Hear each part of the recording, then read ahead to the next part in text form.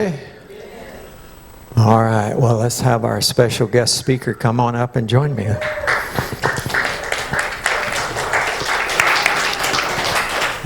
you got it? Okay, can you hear me? Okay. Let's just have a prayer. Sure.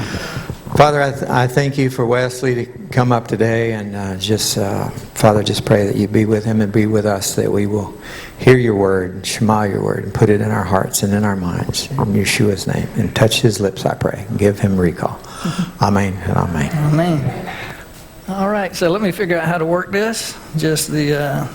This is your... Oh, you got it? Okay. Yep, so just your right button's right there. Face that. Okay. So my name's Wesley. I work with Jacksonville Electric Authority. I oversee apprenticeship programs and training like regulatory and whatnot. And we're experimenting right now with micro-learning, which means quick bits of information. So that's what we did this morning to y'all. We gave PJ a break. I'm going to quickly do the Torah portion. Daniel had the Hebrew part, and PJ did our science instruction for today. So this is our micro-learning. So we're going to... Now, I had a great time studying this Torah portion. So PJ gave me one of the best ones to do. There's a lot of information in this Torah portion, but it's right up my alley. The other thing about it is very important. And I'm going to ask you to put on your thinking caps, because the way I put this together, it matched all of our dancing this morning, by the way. I need you to pay close attention, and we're going to roll through it pretty quickly.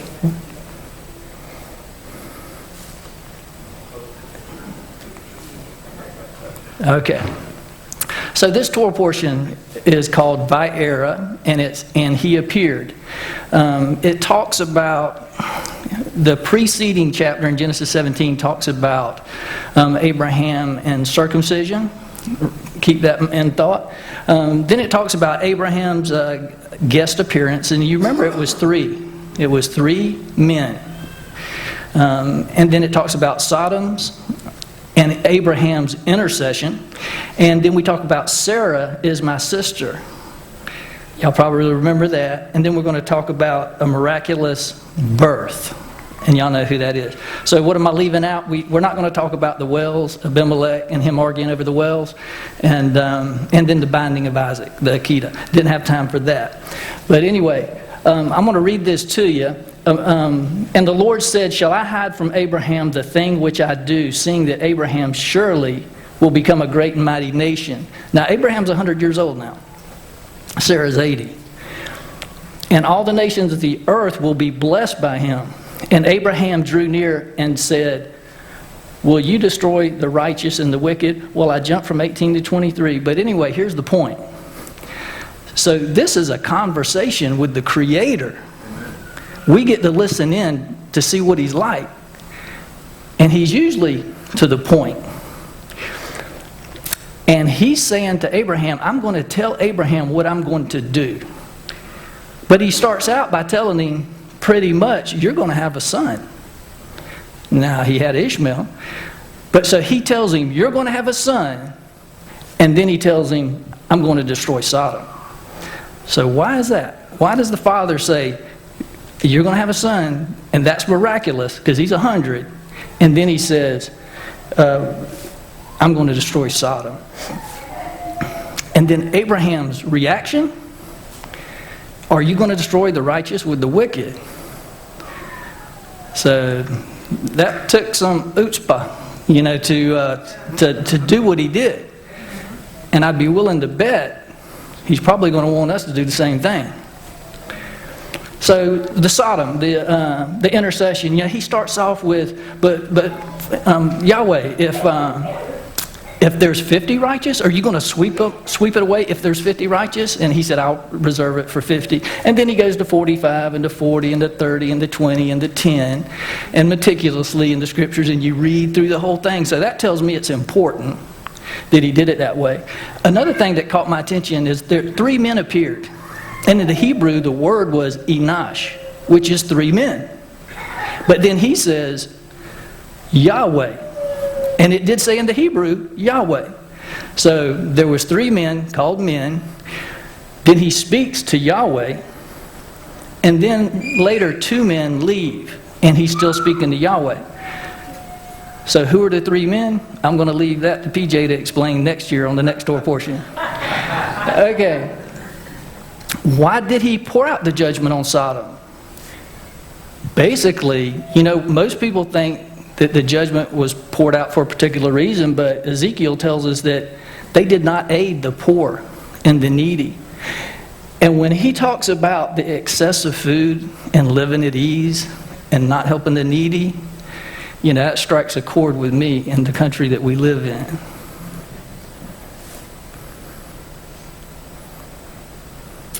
Sarah is my sister. Okay, this was interesting to me. I'm going to tell you, I studied this week. We wanted to give PJ a break. I went off on these rabbit holes. I learned more. Now, I'm going to tell you, this is right up my alley, these messages. But it occurred to me last night, I've been studying this all week. I hadn't even thought about putting together a PowerPoint to tell y'all about it because I just got caught up in it. But this right here, I love this story here. So Abraham says to Sarah, tell them that you're my sister so that it'll go well with me. And then so what happens? Abimelech, there's starting to be some plagues, and Abimelech says, why didn't you tell me this was your sister? Well, this pattern continues to happen all the time throughout the scriptures. I always say the Bible is not that complicated. It's a story of war, 5 temples being built, a bunch of barren women, and this stuff. Right? So it repeats the same stories over and over. And then we get to the 66th book, and it's real spiritual. It's symbolic. So that the degree to which you understand those first 65 books will help you understand that 66th one. The revealing of Yeshua HaMashiach. Isaac, Rebekah, Abimelech, same story. In Song of Solomon, he calls us, you are my sister and my bride. Story changes a little bit, but it's still the same shadow. Esther and Hadassah. Esther is a bride. She's Jewish, but she's hidden. So we keep getting these stories where these women, they change their identity, or they hide their identity. They hide their identity to protect somebody. But at the end, either the father pours out plagues so that Abimelech or Pharaoh or Satan will release the bride. We're Jehovah's wife. And we're in bondage to Satan. At the end of the age, just like he did when his children were in Mitzrayim, and he poured out 10 plagues on the gods of the world, and then the bride was released. That's how I figured out there wasn't a pre-tribulation rapture. When I was reading those, and I said, that's not the pattern. Right. Okay, so miraculous birth. Now don't forget, I'm building, so try to remember all that. So, miraculous birth. Well, I noticed, Abraham and Sarah. Abraham's 100, Sarah's 80. She's barren. Isaac and Rebekah, same story. Jacob and Rachel, same story. That's why I say the Bible is not that complicated. It's the same stories over and over. Joseph and Mary. Mary wasn't barren. Why was it miraculous? She gives birth before her wedding. Joseph had to bear the reproach of that. But the Father's not going to ask you to do anything that he won't do. Do you remember who Zacharias and Elizabeth? Yes. John the Baptist. John the Baptist. Manoah and his wife produced Samson. Elkanah and Hannah. Samuel. The Shunammite woman, same story. And that's in the Haftarah portion. So this story is also linked to the story of Abraham and Sarah. So there's another woman that's barren. And Elisha deals with her. So now I'm linking these stories here. So the Father's wanting to tell us something about these barren women. So like I told you, how well you know those first 65 stories. And there's other ones. There's other ones in there. That's not all of them. But as you understand those first 65 books, it helps you to understand the 66. Not saying that we understand it, but it helps us. So in Revelation 12, there's a woman. She's clothed with the sun and the moon and stars under her feet. And she's barren. So who is this woman? Isaiah 54 calls her barren, and we repeat it in Galatians chapter 4. And she's pregnant before her wedding. And there's another woman in Revelation. So there's an issue now. This other woman sits as a queen, clothed in purple. She's drunk with the blood of the martyrdom of the saints. The father has 2 women in the house. So who else did? Abraham, Isaac, Jacob. There's many stories in the scriptures where there's 2 men in the house. There are 2 women in the house, and it causes trouble. The Chinese symbol for war is a house with 2 women in it. That's true. Right. So there appeared a great wonder in heaven, a woman clothed with the sun. Well, Paul tells us in Romans that be clothed with Yeshua. He is the Son of righteousness. And she's clothed with the sun. And the moon is under her feet. Well, in Psalms 87, I believe it is, it compares the moon to a faithful witness. So she's clothed with Yeshua, and she is a faithful witness. And there's a crown of 12 stars on her head. And she's travailing in birth, waiting to be delivered. And she brings forth a male child. You know all those other women that we talked about that were barren are the ones that have miraculous birth? You remember who you said they brought forth? Some pretty impressive people. Yes. This woman's bringing forth a man-child that's going to rule all nations with a rod of iron, and her child was caught up unto Jehovah. Caught up. Paul was caught up into the third heaven. Enoch was caught up. So this might imply that caught up into another realm. But this man-child is going to rule and reign. In Revelation chapter 2, before I get to this woman, I read about overcomers who will also rule with a rod of iron. Because I'm trying to figure out who this woman is. And who is she going to produce?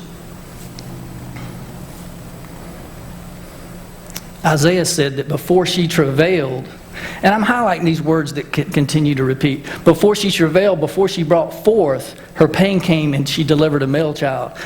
And who has heard such a thing? I think it's in Micah that says a nation will come to be in 1 hour. And this nation will be born at once, for as soon as Zion travailed, she brought forth her children. Now, who is Zion? I don't know if y'all noticed, but when I do the mic and we do praise, I talk about Zion quite a bit. Zion's on my heart. When the Lord shall build up Zion, he shall appear in his glory. You know why I underline he shall appear? What's our Torah portion? And he appeared. What song did we dance to, Michelle? When he appears. And when he appears, we will be like him. Okay, so this is the kicker right here. This is John 16. So we're going to put this together. I'm not saying I know who the woman is or who the child is, but we're going to continue to study the first 65 books because it'll help us understand the 66. So Yeshua knew that they desired to ask him and said unto them, do you inquire among yourself what I said? A little while and you shall not see me. And again in a little while you shall see me. Okay, this is the part. A little while and you shall not see me. And again in a little while you shall see me. They're like, what? Then later on in John 16, he says, Yeshua, a woman when she is in travail and has sorrow, because her hour is come. But as soon as she is delivered of the trial, she remembers no more the anguish because of the joy that a man is born into the world. You know, when Yeshua hung on that cross, it said he endured it because of the joy that was set before him. And in Isaiah, it says that a generation was accounted to him because he endured that because of the joy. We might have to endure some things here in the near future. But one of the other songs said we'll praise him from the ashes. And one of the other songs says, in Psalm 46, that he will lead us through the fierce battle.